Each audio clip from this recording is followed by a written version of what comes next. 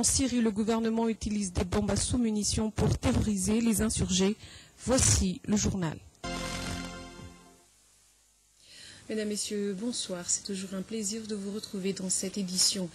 La dernière structure stipulée par la feuille de route a été mise en place, le Conseil de réconciliation malagasy. Son président, le général de division Charles-Sylvain Raboutoirson, a prêté serment cet après-midi à la Cour suprême.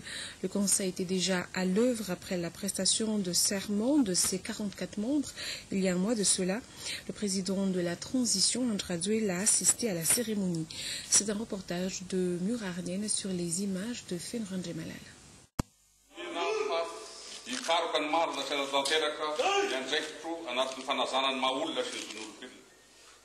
Hiasa mpahalevantena tanteraka ka tsy misy fizerena mitanila na fanavakavahana mba fitandrovana ny fampizorana afitaka ny sy andavana ireo raharaha tao. Hanaza ny saka ny sy andavana fepetra rehetra amin'ny mahakambana amin'ny filan-kevitry ny fampihavana ny malagasy. Hitana fitsy amboraka ny sy ambarately ny dinika ny raharaha. Les membres du FFM ont fait serment de réaliser leurs tâches avec droiture, intégrité et légitimité et de travailler avec indépendance. Cet organe dirigé par son président, Charles-Sylvain Raboutoirson, a pour mission de proposer un lien de fraternité qui sera appliqué avec la Constitution. La raison du choix du général Sylvain Raboutoirson par la majorité est claire. Il a des expériences dans la médiation puisqu'il a déjà réconcilié les tribus Antefas et Afsour à Farafangan, ainsi que les fédéralistes et les forces vives à Touamas en 1991. Il n'est issu d'aucun parti politique et a toujours gardé sa neutralité. Par ailleurs, il a déjà dirigé des ministères dans différents gouvernements. Les magistrats ont souligné sa droiture de caractère ainsi que sa simplicité et l'ont recommandé de bien réaliser les objectifs. Ils lui ont témoigné leur assurance quant à la réussite de sa mission et ont salué la volonté du général Raboutoirson de travailler avec intégrité. C'était le 7 mars dernier que les 44 membres du Conseil de la réconciliation malagasy ont prêté serment. L'élection de son président a eu lieu le 9 avril dernier. 20 candidats étaient en lice.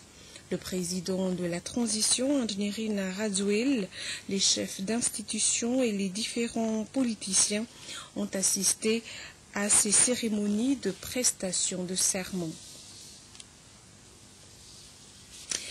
Et puis, 2 candidats à la présidentielle ont déposé ce matin leur dossier de candidature à la Haute Cour constitutionnelle. Ces candidats ne sont autres que le docteur Jean-Louis Robinson et l'artiste Roland Dieudonné Vaoumbe Rabé Arson.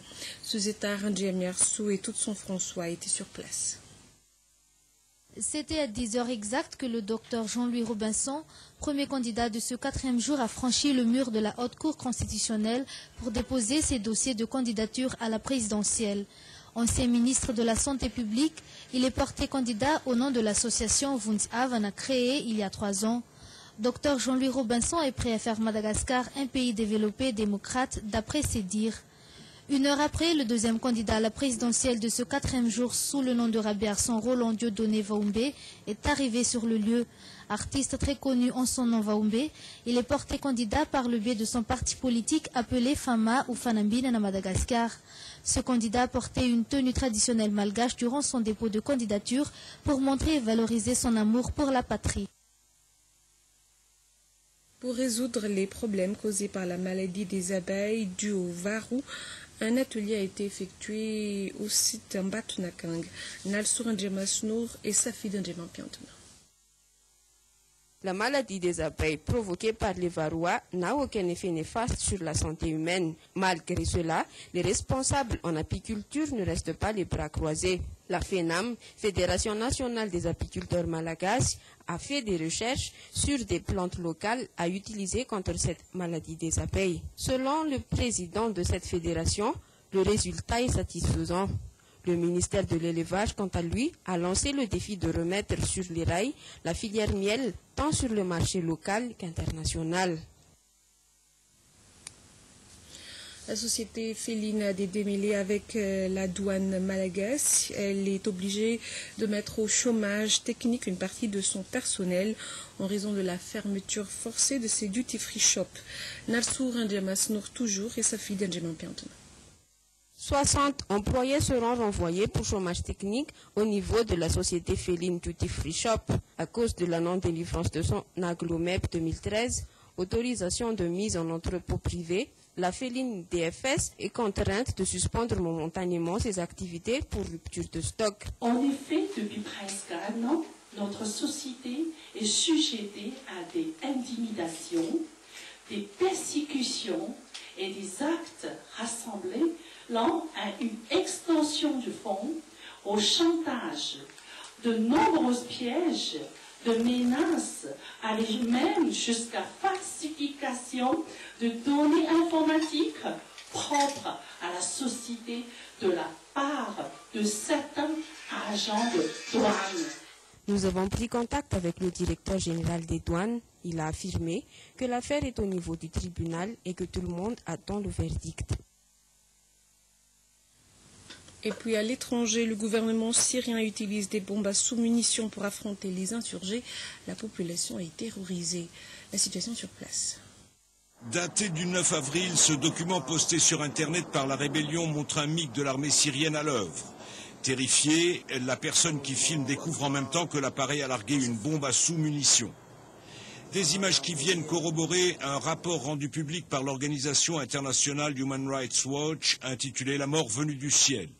S'appuyant sur une enquête de terrain, l'ONG affirme que des raids quasi quotidiens ordonnés par le gouvernement depuis juillet 2012 ont tué plus de 4300 civils à travers le pays.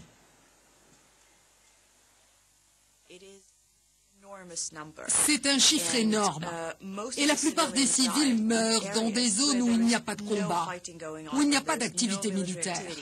Ce sont des civils qui sont soit délibérément ciblés, soit tués lors d'attaques indiscriminées illégales, que nous pensons commises sciemment et qui constituent des crimes de guerre. Par ailleurs, la stratégie du régime ne consiste plus seulement à détruire des cibles, mais à bombarder des zones pour y entretenir la terreur et empêcher la population d'y retourner. Une stratégie qui s'avère payante puisque le flux de réfugiés a contraint la Jordanie à ouvrir un nouveau camp d'accueil pour des familles jetées à la rue sans état d'âme. Nous avons quitté Homs et nous avons été ballottés de village en village, où chaque fois c'était pire. Les enfants ont beaucoup souffert. Ce camp peut accueillir 5 à 6 000 réfugiés dans un premier temps et nous espérons pouvoir atteindre la capacité de 25 000. Actuellement, il y a 400 000 réfugiés syriens en Jordanie et le HCR s'attend à ce que ce chiffre atteigne 1 200 000 fin 2013, c'est-à-dire 1/5 de la population du royaume. Et puis 3,5 millions de véhicules Toyota vont être rappelés au Japon pour un problème technique d'airbag. Par ailleurs, le président Hollande a exprimé sa volonté d'éradiquer les paradis fiscaux. Voici le monde en bref. Retardé pour cause de visite officielle du président américain, mais préparé depuis le 23 mars dernier, la démission de Salam Fayyad, le Premier ministre palestinien, devrait être effective jeudi au retour du président Abbas du Qatar. Le différend entre les deux hommes a éclaté au sujet de la démission le 2 mars du ministre des Finances Nabil Kassis, une démission acceptée par Salam Fayyad mais refusée par Mahmoud Abbas. Mis à mal par le scandale de l'affaire Cahuzac, le président Hollande a tenté de rétablir son autorité en annonçant mercredi la lutte contre les contribuables fraudeurs et sa volonté d'éradiquer les paradis fiscaux. Le chef de l'État a annoncé qu'à l'avenir, les banques françaises allaient devoir publier la liste de leurs filiales à l'étranger avec la nature de leurs activités. Des mesures de moralisation qui vont dans le bon sens, mais déjà des doutes ont été émis par les parlementaires de la majorité comme de l'opposition quant à leur efficacité lors des débats à l'Assemblée nationale. La compagnie Costa Croisière, propriétaire du Concordia, dont le naufrage il y a 15 mois avait fait 32 morts, a été condamnée mercredi à une amende d'1 million d'euros au terme d'une procédure négociée. La compagnie avait reconnu sa responsabilité administrative car ses employés, dont le commandant, sont considérés comme étant à l'origine du naufrage. Avec cette reconnaissance, la compagnie Costa sort de cette manière d'un éventuel procès pénal. Désormais, les familles des victimes ne peuvent la poursuivre qu'au civil, une solution raisonnable et équilibrée selon l'avocat de la compagnie Costa. 3 ans après les problèmes techniques de Toyota, 3,5 millions de véhicules japonais vont être rappelés dans le monde à cause d'un airbag défectueux. Ce rappel concerne cette fois non seulement le premier constructeur mondial, mais aussi ses concurrents nippons, Honda, Nissan et Mazda. Le problème provient d'un airbag passager avant, fabriqué par Takata et utilisé sur des véhicules assemblés entre 2000 et 2004, qui pourraient ne pas se déployer correctement en cas d'accident. Et puis au Sud-Soudan, l'embuscade du convoi de l'ONU a fait 12 morts, hommage aux victimes et d'autres actualités dans les actualités africaines en bref. Émotion et tristesse à Djouba mercredi lors de l'hommage aux victimes de l'attaque d'un convoi des Nations Unies dans l'état de Jonglei. Une attaque qui a fait 12 morts, dont 5 casques bleus indiens et au moins 7 employés civils sud-soudanais. Unanimement condamnée, l'embuscade est attribuée à des rebelles armés par Khartoum. Cet acte horrible ne doit pas nous arrêter dans notre mission. Nous avons toujours la même volonté de travailler ensemble, avec et pour le peuple du Soudan du Sud, de les aider à construire leur pays. Selon certaines sources, le bilan de 7 civils sud-soudanais tués est sous-évalué. L'Inde, dont étaient originaires les 5 casques bleus tombés, s'est engagée à rapatrier les dépouilles. Rencontre à Fès, mercredi, entre le roi du Maroc et l'émissaire de l'ONU sur le Sahara occidental. Mohamed VI a fait état d'une aggravation des menaces sécuritaires au Sahel, tandis que Christopher Ross, qui achève une tournée dans la région, a une nouvelle fois insisté sur l'urgence d'une solution au conflit qui oppose le Front Polisario à Rabat depuis près de 40 ans. Les gardes-côtes italiens ont secouru la nuit dernière 184 migrants subsahariens, parmi lesquels une vingtaine de femmes, dont une enceinte. Ils ont été accueillis sur l'île de Lampedusa.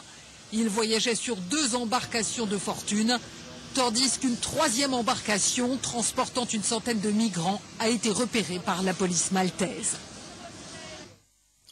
Le port d'armes ne sera plus aussi facile aux États-Unis pour empêcher les tueries récurrentes de ces dernières années.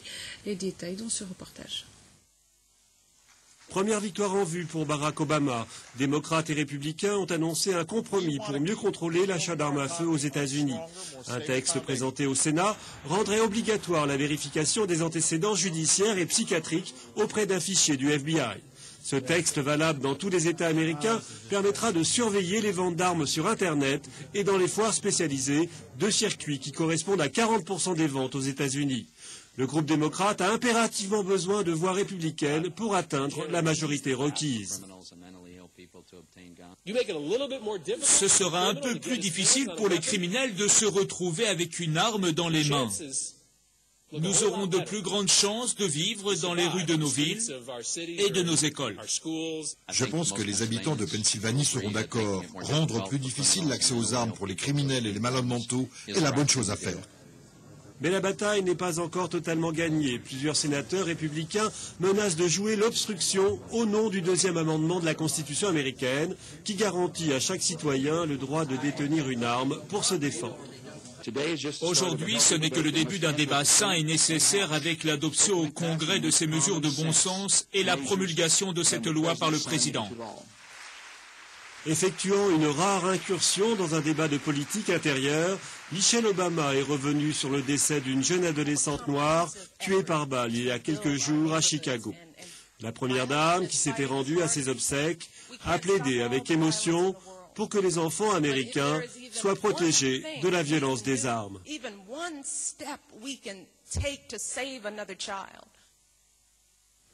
Et puis revenons à Madagascar. La perturbation cyclonique Imelda, dont l'océan Indien n'atterrira pas sur le territoire malagasy, et elle poursuit son déplacement vers le sud. À 15 heures locales, son centre est localisé à 850 km au large des côtes nord-est malagasy. Par conséquent, l'avis d'avertissement lancé aux districts concernés reste en vigueur, à savoir Antsranan 1 et 2, Nusibe, Amban, Zambiloube, Voemar, Samba, Vanda, Pantala, Arantset et Béalanan. Les pêcheurs et les transporteurs maritimes des côtes est d'Antsranan à Tourmasn doivent rester prudents car la mer y sera forte, voire très forte. Ce journal touche à sa fin. Merci de l'avoir suivi jusqu'au bout. Bonne fin de programme à tous sur la TVM. Au revoir.